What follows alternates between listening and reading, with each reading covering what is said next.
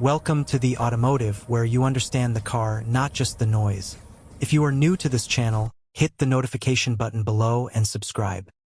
Today we'll learn about engine cooling systems, what they are, how they work, and common problems every driver and beginner mechanic should know.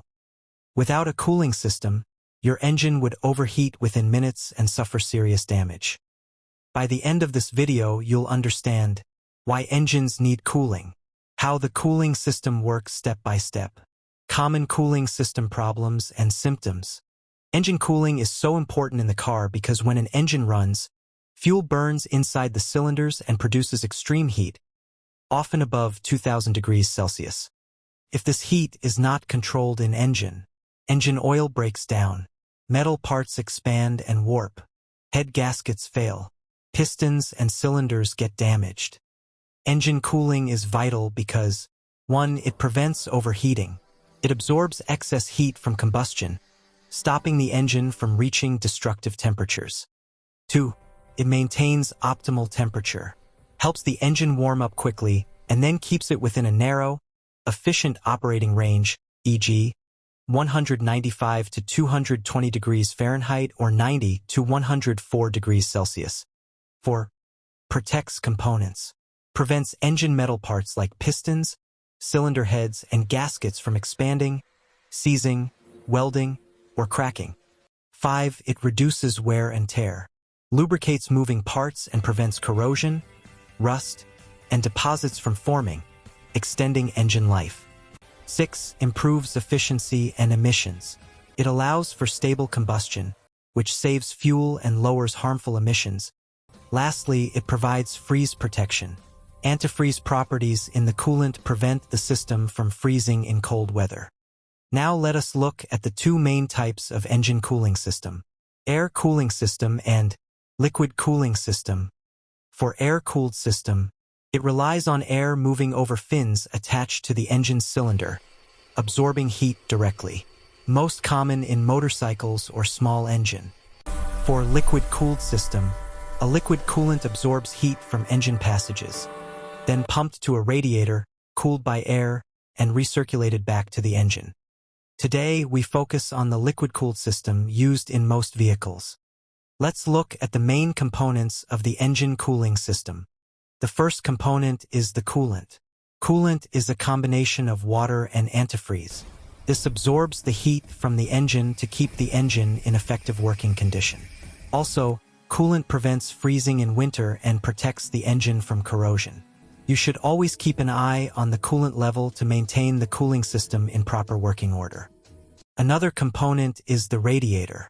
The radiator is the main heat exchanger. It dissipates the excess heat in the engine.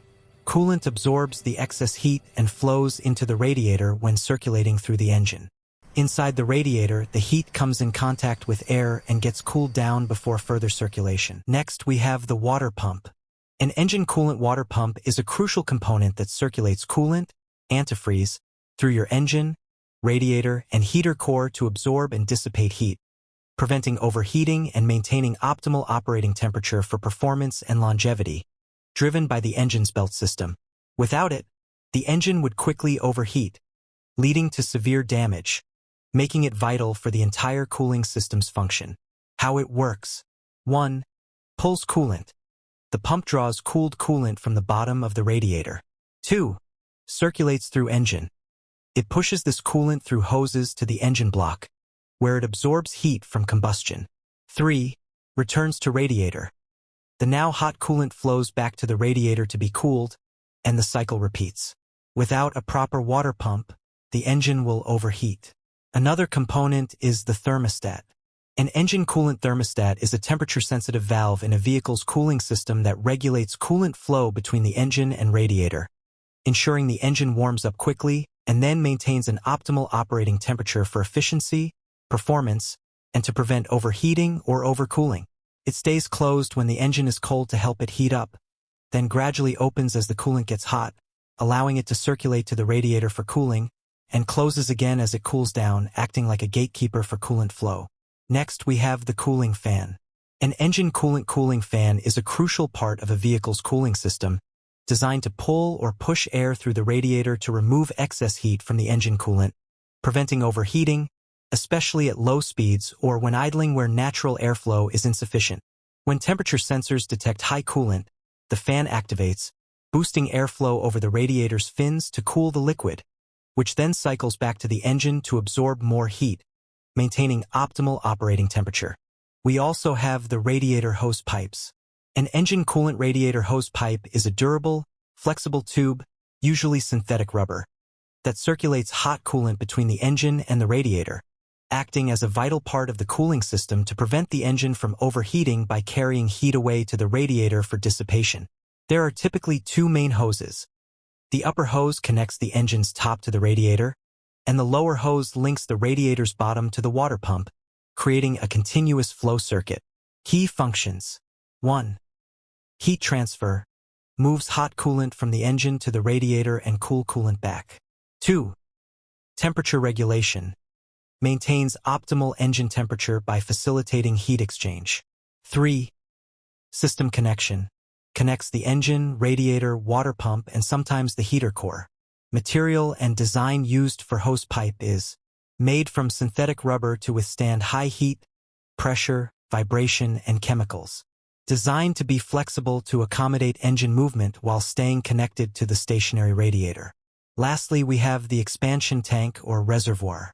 An engine coolant expansion tank or reservoir is a crucial plastic container in your car's cooling system that holds extra coolant, allowing it to expand as the engine heats up and contract as it cools, preventing pressure buildup, ensuring the radiator stays full, and protecting the engine from overheating by managing the coolant's volume in a closed-loop system.